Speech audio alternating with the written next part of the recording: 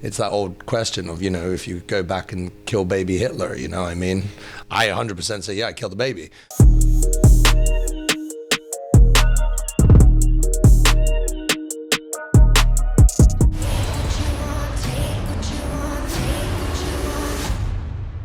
You know you're special, don't you? Can you feel it?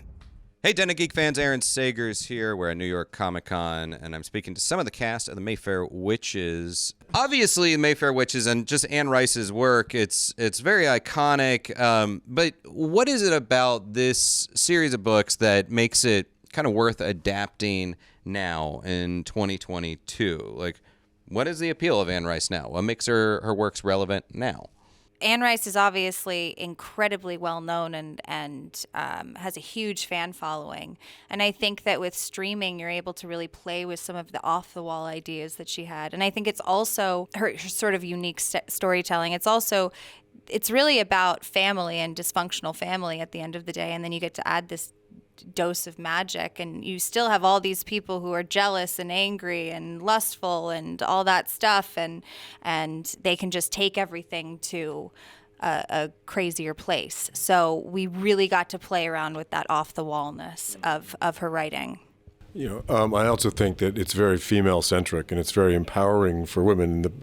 She writes about these very powerful women who find their power, find their inner strength, and that happens in this show. We all say that, the TV gives the opportunity to develop the characters and really take the story into places you couldn't go if it was a 2-hour movie. So that's why it's good for TV. Yeah, and I think also, Anne Rice, before there was Twilight, there was Anne Rice, and I think a lot of these genres, the stories that have come prior to her, like with this show, they kind of took elements of her writing, her ideas. So I think just being able to go back to the original and say, hey, this is where it kind of all started, it should be fun. And to introduce a new group of people to her books through this television show, I think that's something that I'm pretty excited about. The notion of witches in Hollywood, it's been such an interesting evolution, because you have on one hand the green-skinned hag from Wizard of Oz, you have sort of the accused innocent that's out of Salem, you have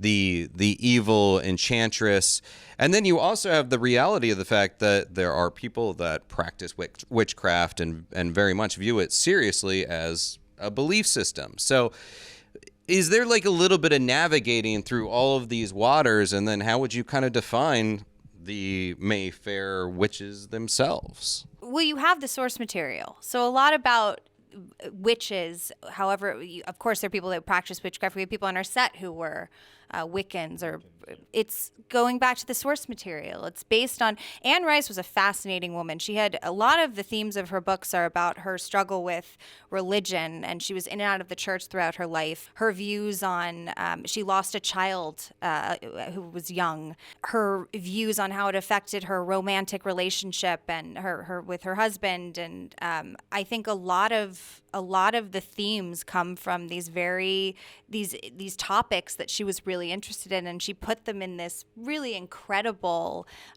fantasy world.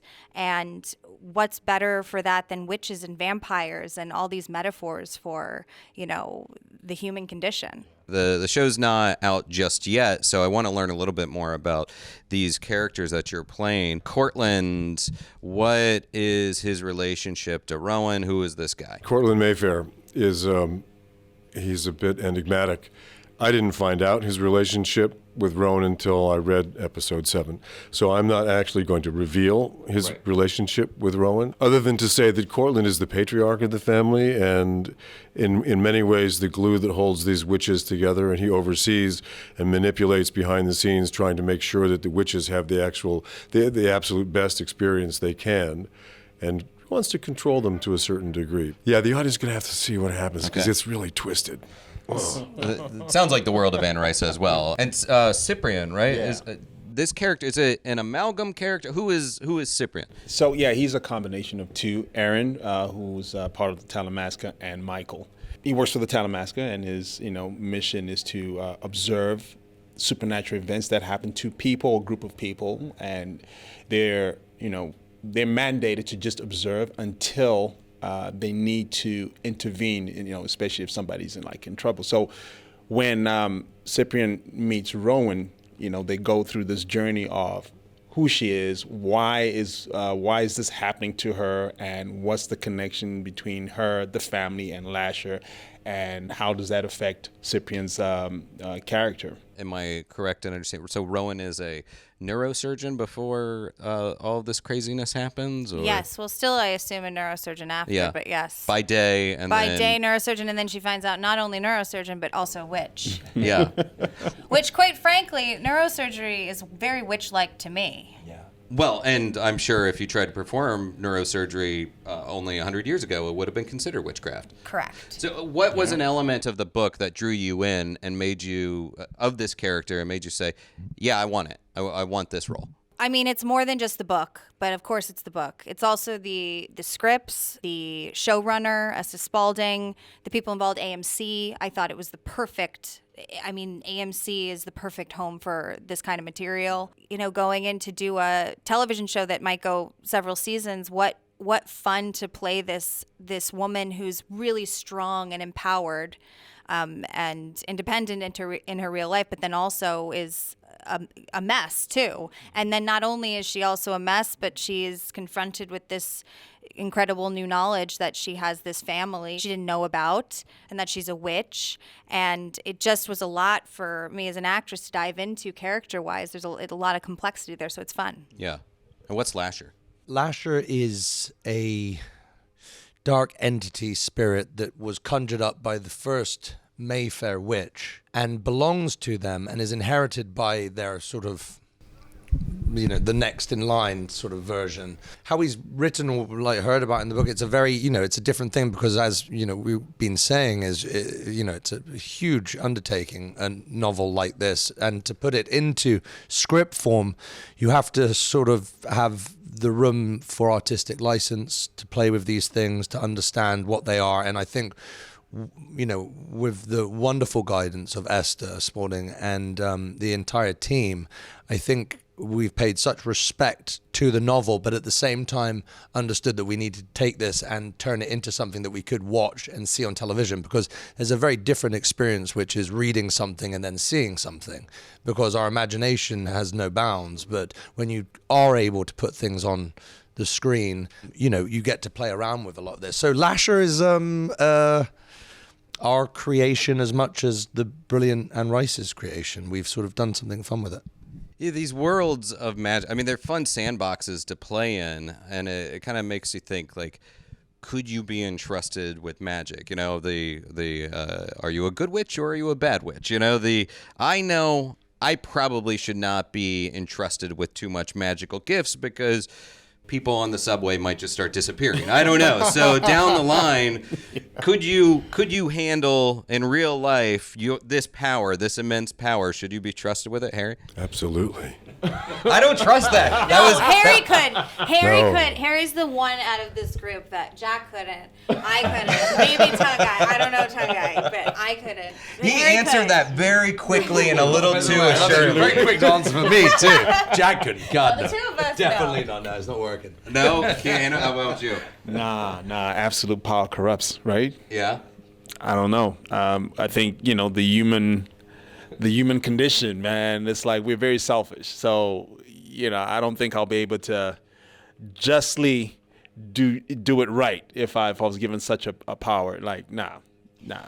But I love that question because that's one of the things in the books is are these people good or evil? Yeah. And the truth is, as you go through these, is you're kind of, but how do you choose to use your power? And ultimately, you might think that you're doing good, and you convince yourself that you're doing good, but what you're doing is really, you know, actually effed up, but you've justified it because you want it or whatever. Yeah, a lot of evil happens in the world, in this world that is at the hands of people that say that they're out to do good and that they're out to look after you. So, well, the justification of evil, isn't it, as well? There's certain moments where people feel justified. It's like, where's the line drawn?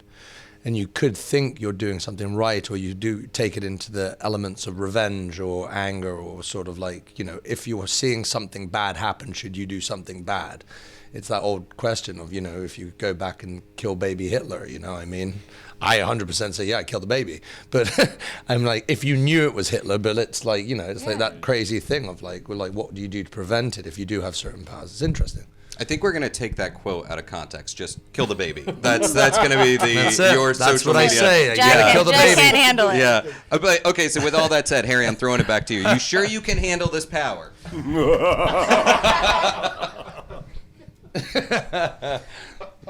That made me feel very good about this situation.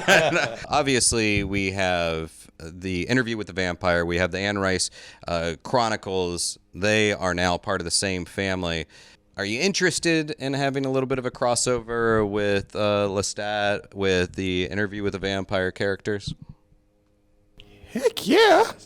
I mean, it's wonderful. Like what they call the Anne Rice universe. So it's like, I mean, the Talamasca, they are part of the Interview with the Vampire. Like, it's this organization that's Anne Rice wrote about, monitoring the supernatural. So it's a natural fit for us to eventually cross and see what happens there.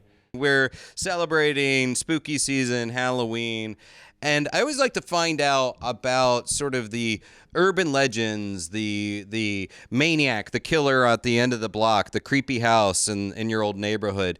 Tell me something about those stories from your childhood. Did you have like those legends, that monster in your neighborhood? I went to boarding school at a really young age. I was 7 when there, and there was this one called Bloody Mary, and they literally said she was murdered and sort of executed around the river at our boarding school. And they said at a certain time of night, you'd ran around the pond and you said Bloody Mary a few times, and she'd appear to you and stuff like that. And it ruined my life. It was awful. Yeah, so we had that in the I don't know mirror, if yeah, totally. It was like the whole vibe of like saying the name. I think a lot of the urban legends, they're the same story that's sort of like been adopted by all over the world in different forms of saying certain things, running around saying a certain thing. It's like the Ouija board and stuff. It's like, yeah. My life was plagued by spirits. Oh my God.